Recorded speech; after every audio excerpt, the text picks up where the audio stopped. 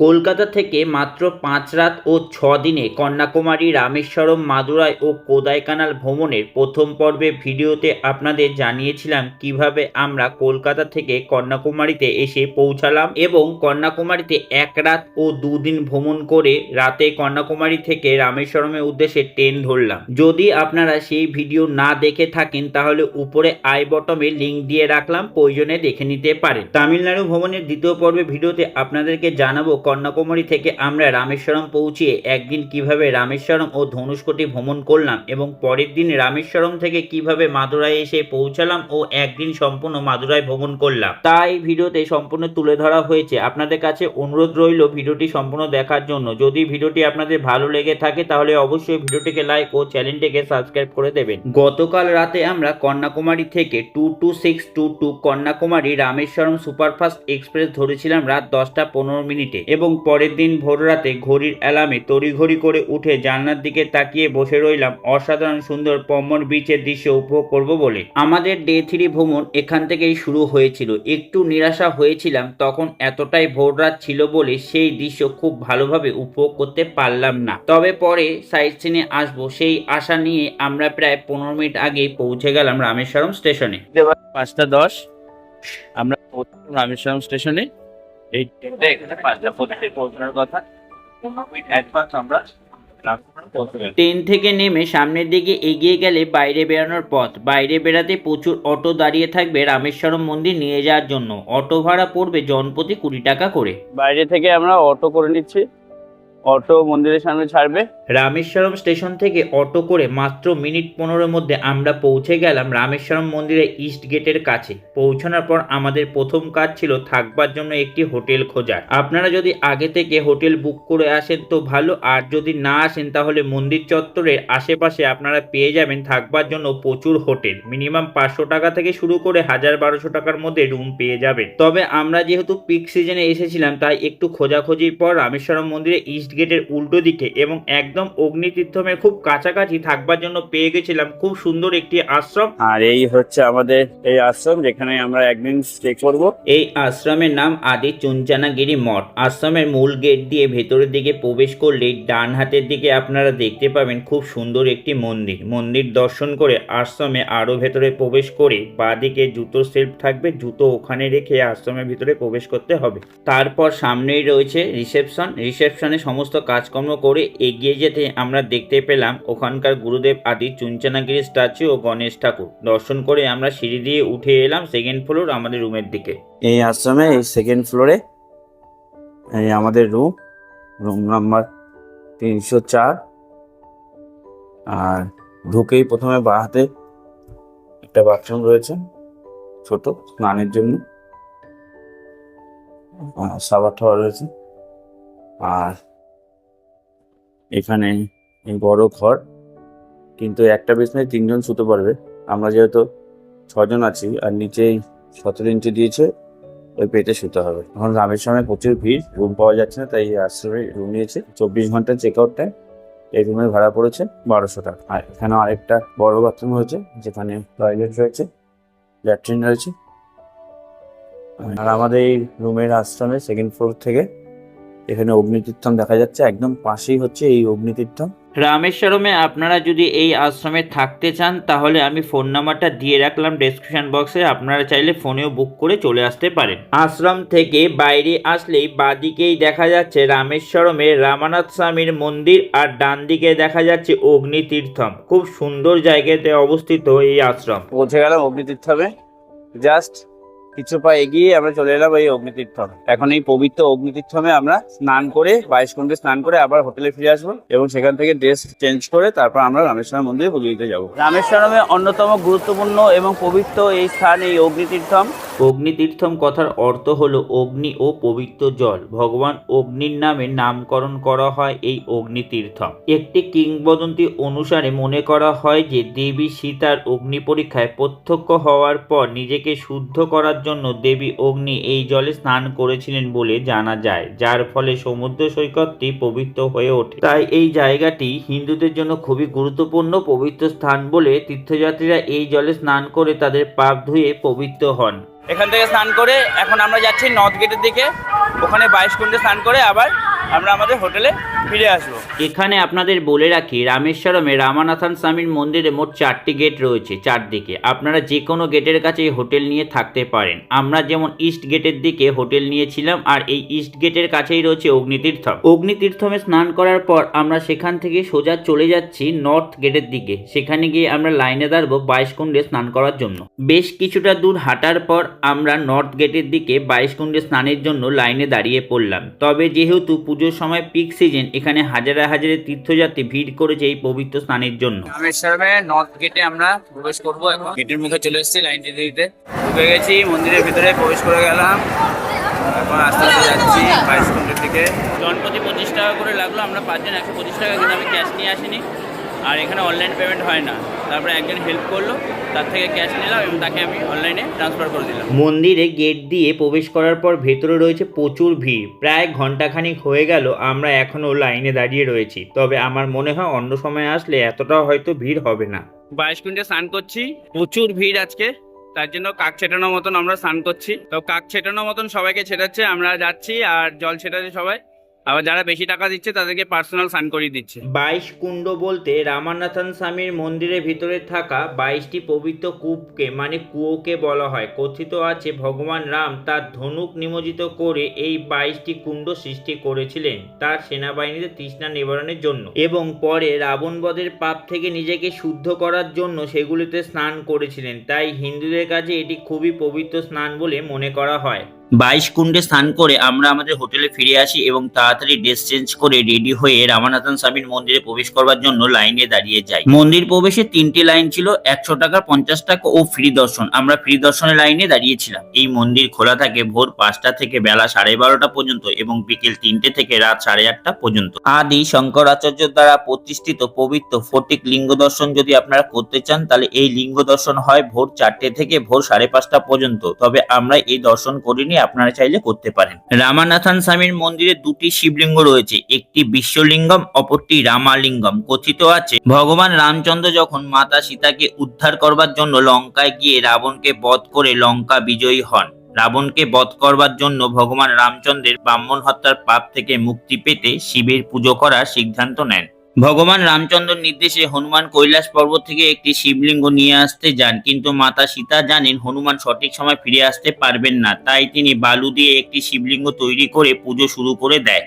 মাতা সীতার দ্বারা যে লিঙ্গটি পূজিত হয় তার নাম রামালিঙ্গম, এবং হনুমান ফিরে এসে দেখেন যে পুজো শুরু হয়ে গেছেন। তিনি হতাশ হয়ে পড়েন, তাই তার অসন্তুষ্টিতা দূর করতে রাম হনুমানের কৈলাস থেকে আনা লিঙ্গটিকে বিশ্বলিঙ্গম হিসাবে প্রতিষ্ঠা করেন এবং নির্দেশ দেন যে রামালিঙ্গমের আগে বিশ্বলিঙ্গমের পুজো করতে হবে। মন্দিরের ভেতরে মোবাইল নিয়ে প্রবেশ করতে দিয়েছিল, তবে ভেতরে ফটো তোলা নিষেধ ছিল। প্রায় ঘন্টাখানিক সময় লাগলো আমাদের মন্দির দর্শন করতে, এবং বাইরে বেরোনোর সময় মন্দির প্রাঙ্গণে ফটো তোলা যাচ্ছিল বলে আমরা সেখানে ফটো তুলেছিলাম। মন্দির থেকে বাইরে বেরিয়ে এসে সকালে ব্রেকফাস্ট সেরে আমরা হোটেলে ফিরে এলাম। ব্রেকফাস্ট করে দুপুর 1টা নাগাদ হোটেলে প্রবেশ করি। অক্টোবর মাসের প্রথম দিকেও তাও রামেশ্বরমে প্রচন্ড রোদ ছিল, তাই তখন আর সাইট সিন করতে বেরালাম না। প্রায় ঘন্টা 2 রেস্ট নিই, একটু রোদ কমাতে 3:30 নাগাদ আমরা হোটেল থেকে বেরাই সাইট সিনের উদ্দেশ্যে। রামেশ্বরম থেকে আমরা এখন ধনুষকড়ি যাচ্ছি, 25 কিলোমিটার রাস্তা এই অটো করে। 3:30টার সময় আমরা গাড়িতে উঠেছি। এখন প্রথম স্পট রামেশ্বরমের সাইট সিনে ধনুষকড়ি, মানে রামসেতু দেখব। আর এই যাওয়ার রাস্তাটা খুবই সুন্দর। তো বন্ধুরা, ফাইনালি আমরা আজকে রামেশ্বরমের প্রথম সাইট সিনে চলে এলাম, ধনুষকড়িতে। প্রচুর ভিড় এখানে, মাইলের পর মাইল শুধু রাস্তায় শুধু গাড়ি আর গাড়ি। প্রায় 1 কিলোমিটার দূরে আমরা অটো পার্ক করে এখন আমরা হেঁটে হেঁটে যাব রামসেতু দেখার জন্য ধনুষকড়িতে। আর এখানে সময় লাগলো প্রায় আধা ঘন্টার ওপরে। আমাদের এই টোটাল সাইট সিন করতে লাগবে 4 ঘন্টা সময়। আর চেয়েছিল 2500 টাকা, বার্গেনিং করে আমরা 2000 টাকা রাজি করেছি। এটা যেহেতু সিজন, তাই এই চার্জটা একটু বেশি। এমনি নর্মাল সময় এই সাইট সিনটা করতে 1000-1200 টাকা লাগে।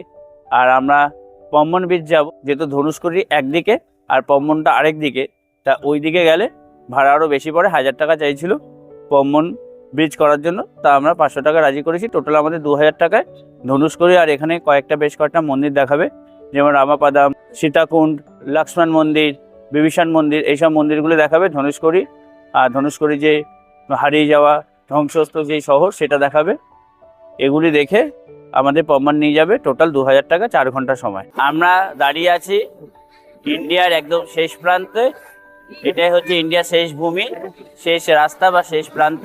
এই অশোক স্তম্ভ লেখা আছে, এখানেই হচ্ছে ইন্ডিয়া শেষ। তারপর আর 14 থেকে 17 কিলোমিটার সমুদ্রের ওপারে গেলে মান্নার উপকূলে শ্রীলঙ্কা রয়েছে। ধনুষকড়িতে ঢুকেই আগেই খাওয়া দাওয়া, ফ্রুট খেয়ে নিচ্ছি 30 টাকা করে। এখানে ফ্রুট বিক্রি হচ্ছে, আনারস, তরমুজ, আম। এখানে আমগুলো খুব সুন্দর, বেশ টক টক মিষ্টি মিষ্টি। আর এই হচ্ছে বিকেলের টাইমে ধনুষকড়ি, লোকের লোকারণ্য আর গাড়িতে গাড়ি, প্রচুর ভিড়। যেহেতু এখন এখানেও ছুটি চলছে তাই প্রচুর লোক এসছে এখানকার। আর আমাদের বাঙালি তো রয়েছেই। খুব সুন্দর জায়গা এখানে। আর দুপুরবেলা প্রচণ্ড রোদ দিয়েছিল তাই আমরা সাইট সিন করতে বেরাইনি। আর আমি টেম্পল দেখে আমরা হোটেলে রেস্ট নিয়েছি 2 ঘন্টা, তারপর রোদ কমাতে বেরিয়েছি। সেক্ষেত্রে আমরা হয়তো আজকে রামেশ্বরমে পুরোটা সাইট সিন কভার করতে পারবো না। তা কালকে আমরা বেরিয়ে যাবো রামেশ্বরম থেকে মাদুরাই। তা আপনারা যদি আসেন, যদি শীতে আসেন তাহলে একদিনে আপনারা রামেশ্বরমে পুরো সাইট সিন কভার করতে পারবেন। আর যদি গরমের সময় আসেন তাহলে অবশ্যই হাতে 2 দিন নিয়ে আসবেন, ধীরে সুস্থে দেখতে পারবেন। ধনুষকড়িতে কৃষ্ণনাম হচ্ছে, আর এখানে কেনাকাটার জন্য বেশ ভালো মার্কেট রয়েছে, খাওয়া দাওয়ারও বেশ দোকানপাট রয়েছে। তা এখানটা বেশ ভালো লাগছে এখন, আর রোদ নেই বলে বিশেষ করে এই জায়গাটা এখন খুব অপূর্ব লাগছে আর খুব সুন্দর হাওয়া দিচ্ছে। এখান থেকে রাম সেতু আগে দেখা যেত, এখন তো আমরা কিছুই দেখতে পেলাম না। আর আমরা যেটা আশা করে আসি ধনুষকড়ি কত সুন্দর, তবে পাখির চোখে নর্মালি এখানে আসলে একটা প্রচুর ভিড় আর শয়ে শয়ে গাড়ি, তবে চারিদিকে প্রাকৃতিক পরিবেশটা খুবই সুন্দর। ঘন্টাখানিক সময় আমরা রাম সেতুতে কাটানোর পর ওখান থেকে বেরিয়ে চলে এলাম ধনুষকোটির প্রাচীন শহর দেখতে। একটা সাজানো গোছানো শহর আজ ধ্বংসস্তূপ। 1964 সালে প্রাকৃতিক বিপর্যয়ের ফলে এই ধনুষকড়ির প্রাচীন শহর আজ ধ্বংসস্তূপ। আমরা সেটাই দেখতে এসেছি। আজ থেকে প্রায় 60 বছর আগে ধনুষকোটি শহরটি ছিল রামেশ্বরমের প্রাণকেন্দ্র। এই পর্যন্তই ছিল ভারতবর্ষের শেষ রেলপথ যোগাযোগ ব্যবস্থা। খুব সুন্দর বসবাসে উপযুক্ত এই শহর 1964 সালে ঘূর্ণিঝড় সাইক্লোনের প্রাকৃতিক বিপর্যয় দ্বারা জায়গাটি পুরোপুরি আজ ধ্বংসস্তূপ। শোনা যায় যে প্রায় এই ঘটনাতে 2000 মানুষের মৃত্যু ঘটে এবং এখানে সমস্ত শক্তি সরবরাহ ও যোগাযোগ ব্যবস্থাও বিচ্ছিন্ন হয়ে যায়। সাথে সাথে এখানকার ঘরবাড়ি, মন্দির, গির্জা, ধর্মশালা সবকিছু ধূলিসাৎ। বহু বছর কেটে যাওয়ার পরও এই শহর আর আগের মতন গড়ে ওঠেনি, তাই এখানে জনবসতি প্রায় নেই বললেই চলে। কিছু স্থানীয় লোকেরা জীবিকা উপার্জনের জন্য এখানে বসবাস করে থাকেন, তবে বেশিরভাগই পর্যটক রামেশ্বরম ঘুরতে এসে রাম সেতু দেখার জন্য এখানে আসেন এবং এই শহর দর্শন করেন। তবে বিকেল 5টার পর এই শহর প্রায় জনশূন্য হয়ে যায়। ধনুষকড়ির প্রাচীন শহর, সেখান থেকে আমরা এখন সানসেট দেখছি। অসাধারণ লাগছে, কি সুন্দর প্রাকৃতিক দৃশ্য আর মনোরম পরিবেশ। ধনুষকোটির প্রাচীন শহর দেখে আমরা বাইরে বেরিয়ে এসে একটুখানি হেঁটে যেতেই আমাদের সামনে পড়ল রামাপাদম মন্দির। এখানে রামের পদচিহ্ন রয়েছে। রামাপাদম দর্শন করার পর সমুদ্রের ধার দিয়ে আমরা পৌঁছে গেলাম বিভীষণ মন্দিরে। তবে সেখানে পৌঁছাতে সন্ধ্যা হয়ে যায়, মন্দির বন্ধ হয়ে যাওয়ার মুখে ছিল, তাই তাড়াতাড়ি মন্দির দর্শন করে নিই। অন্ধকার থাকার জন্য ভিডিও করতে পারিনি। বিভীষণ মন্দির দর্শন করার পর আমরা চলে এলাম প্রভু রাম, লক্ষ্মণজি ও সীতা দেবীর টেম্পেলে। এই মন্দিরের পাশেই ছিল রামকুণ্ড। মনে করা হয় যে রাবণ বধের পর প্রভু রাম শিবের পুজো করার জন্য এখানে স্নান করেছিলেন, তাই এই পবিত্র পুকুরকে বলা হয় রামকুণ্ড। অন্ধকার থাকার জন্য আমরা ভালোভাবে দর্শন করতে পারিনি। সেখান থেকে আমরা চলে এলাম লক্ষ্মণ মন্দির ও লক্ষ্মণ কুণ্ডে। যেহেতু দিনের বেলা প্রচন্ড রোদ ছিল, তাই দেরি করে সাইট সিন শুরু করায় বেশ কিছু মন্দির আমরা রামেশ্বরমে মিস করলাম। তার মধ্যে আমরা যেগুলো দেখতে পারিনি সেগুলি হলো পঞ্চমুখী হনুমান মন্দির, গন্ধমাদন পর্বত ও রামাপাদম জরাতীর্থ। রাবণ বধের পাপ থেকে নিজেকে মুক্ত করার জন্য ভগবান লক্ষ্মণ এই কুণ্ডে স্নান করে শিবের পুজো করেছিলেন, তাই এই পবিত্র কুণ্ডকে লক্ষ্মণ কুণ্ড বলা হয়। পম্বনে যাওয়ার আগে এখানকার লোকাল ডিশ, কলার চপ, তারপরে ডালের বড়া খুব সুস্বাদু, চা, আরো কেক আর কোল্ড ড্রিঙ্কস খাচ্ছে। এরপর আমরা যাবো পাম্বান ব্রিজ দেখতে। আগেই বলেছিলাম রামেশ্বরমে একদিকে ধনুষকোটি আর অন্যদিকে পাম্বান ব্রিজ।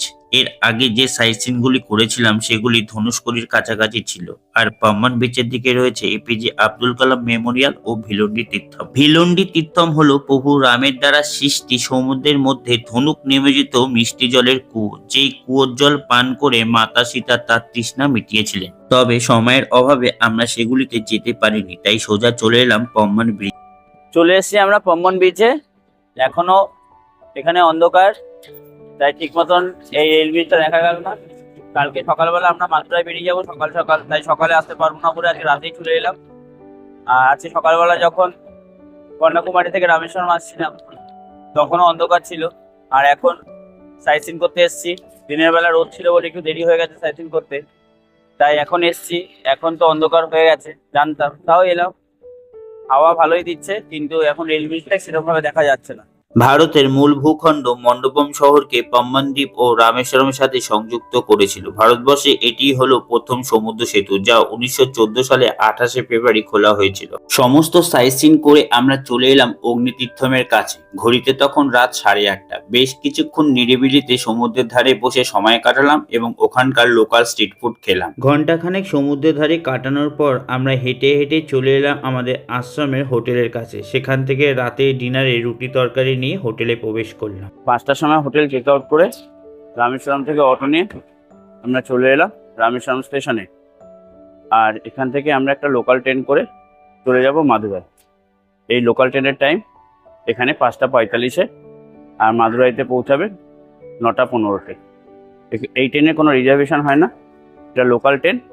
এর ভাড়া রামেশ্বরম থেকে মাদুরাই 40 টাকা। আপনারা চাইলে রামেশ্বরম থেকে মাদুরাই বাসেও চলে যেতে পারেন, সেক্ষেত্রে ভাড়া একটু বেশি পড়বে। আমাদের ডে 4-এর যাত্রা এখান থেকেই শুরু হলো। রামেশ্বরম থেকে ঠিক সময় মতন ট্রেন ছেড়ে দিল মাদুরাই উদ্দেশ্যে।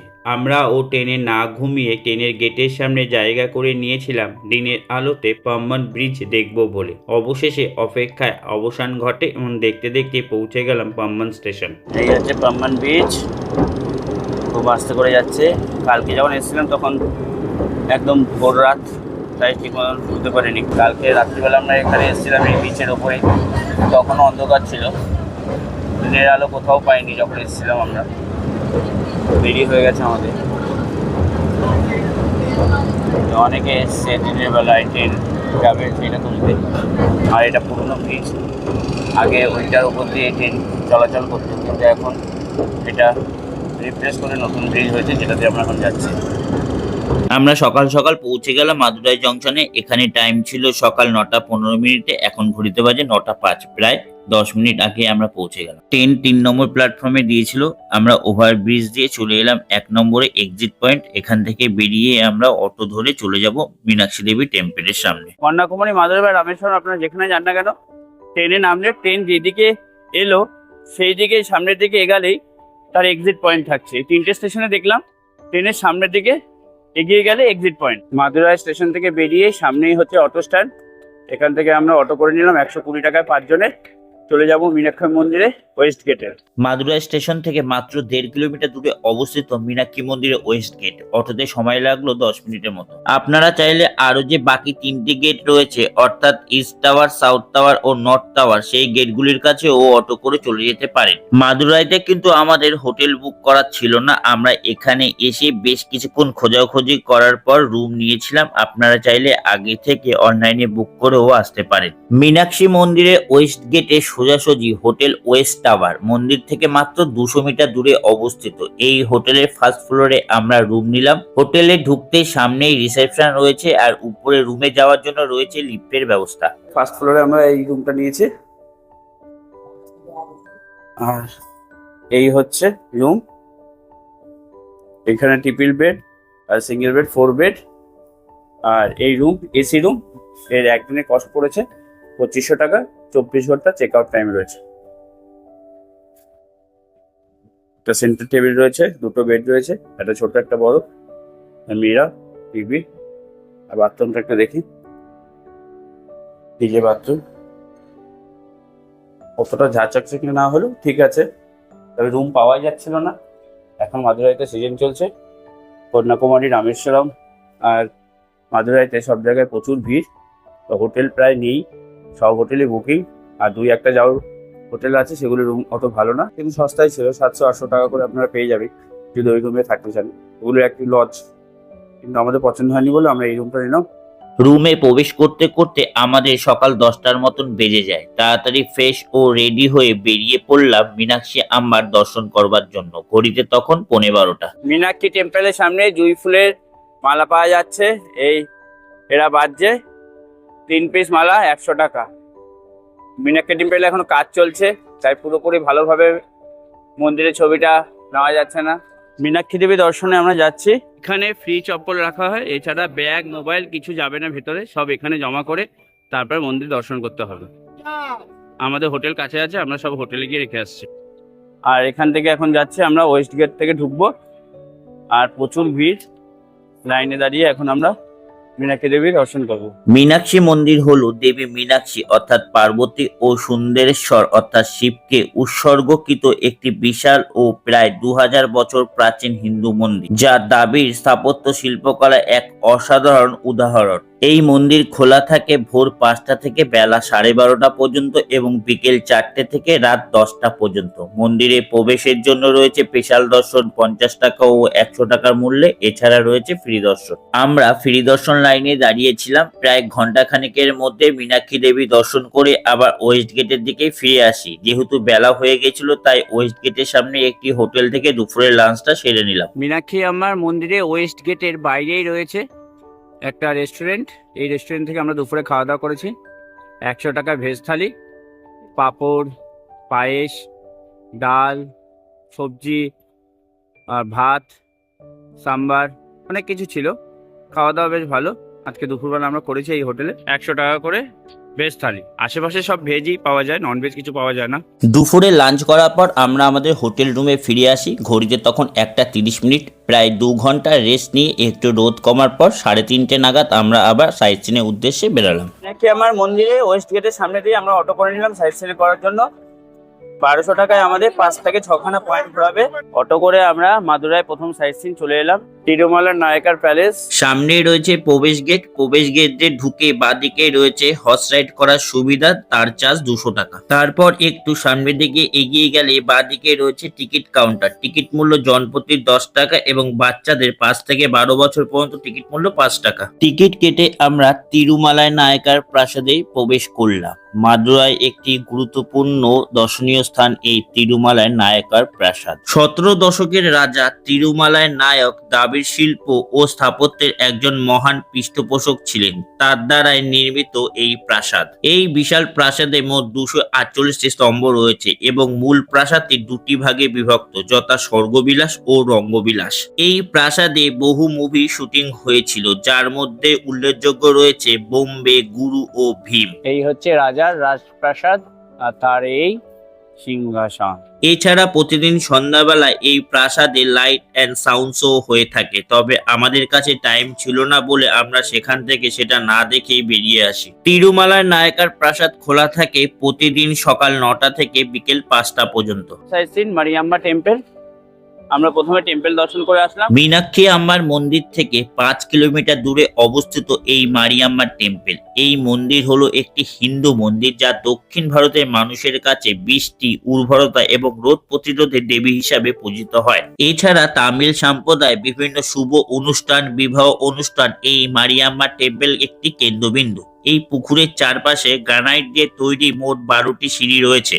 এই মন্দির এবং পুকুরের সিঁড়ি রাজা তিরুমালার নায়ক দ্বারা নির্মিত হয়েছে। এছাড়া এই মন্দিরে বহু সাউথের মুভি শুটিং দৃশ্য আপনারা দেখে থাকবেন। মারিয়াম্মা টেম্পল থেকে আমরা চলে গেলাম 12 কিলোমিটার দূরে অবস্থিত মাদুরাইয়ের তৃতীয় সাইট সিন আরুলমিগো সুব্রমণিয়াম স্বামী টেম্পল বা মুরগাম টেম্পল। অটোতে আমাদের সময় লাগলো প্রায় 40 মিনিটের মতো। এই মন্দিরটি মাদুরাই তিরুপাকুন্দ্রমে অবস্থিত একটি পবিত্র হিন্দু মন্দির। এখানে মূল দেবতা হলো স্বামী মুরগান অর্থাৎ কার্তিক। মন্দিরটি একটি পাহাড়ের ওপর নির্মিত, পাথর কেটে তৈরি। একটি কিংবদন্তি অনুসারে মনে করা হয় যে এখানে স্বামী মুরগান রাক্ষস সুরপদ্মকে বধ করেছিলেন এবং স্বর্গের রাজা ইন্দ্রের কন্যা দেবসেনাকে বিয়ে করেছিলেন। এই মন্দির খোলা থাকে ভোর 5:30 থেকে বেলা 1টা পর্যন্ত এবং বিকেল 4টে থেকে রাত 8:30 পর্যন্ত। এই মন্দিরে প্রবেশের কোনো প্রবেশ মূল্য লাগে না। মন্দিরের ভেতরে রয়েছে পুজো দেওয়ার জন্য ফুল প্রসাদের দোকান, এছাড়া কেনাকাটার জন্য রয়েছে প্রচুর দোকানপাট। সেগুলি দেখতে দেখতে আমরা মূল মন্দিরের দিকে এগিয়ে গেলাম। এই মন্দিরে ভগবান মুরগান অর্থাৎ কার্তিক ছাড়াও শিব, বিষ্ণু, গণেশ, দুর্গা ইত্যাদি দেবদেবীরও পুজো হয়ে থাকে। লেমন রাইস প্রসাদ পেলাম মুরগাম টেম্পলে, খাচ্ছি বিকেলের সময়, সন্ধ্যা হতে চললো। মুরগাম টেম্পল দেখতে দেখতে সন্ধ্যে হয়ে গেছে, আর সন্ধ্যের ভিউটা অসাধারণ লাগছে। আর এখানে হালকা হালকা এখন বৃষ্টি হচ্ছে, এখানেও খুব ভিড় হয়, তবে লাকিলি আজকে আমরা এখন এখানে অনেকটা ফাঁকা পেয়েছি, তাই তাড়াতাড়ি হয়ে গেল। মুরগাম টেম্পল দেখার পর আমরা চলে এলাম মাদুরাই চতুর্থ সাইট সিন আরিলমিগো কুদাল আজহার মন্দিরে। অটোতে সময় লাগলো 25 মিনিটের মতো।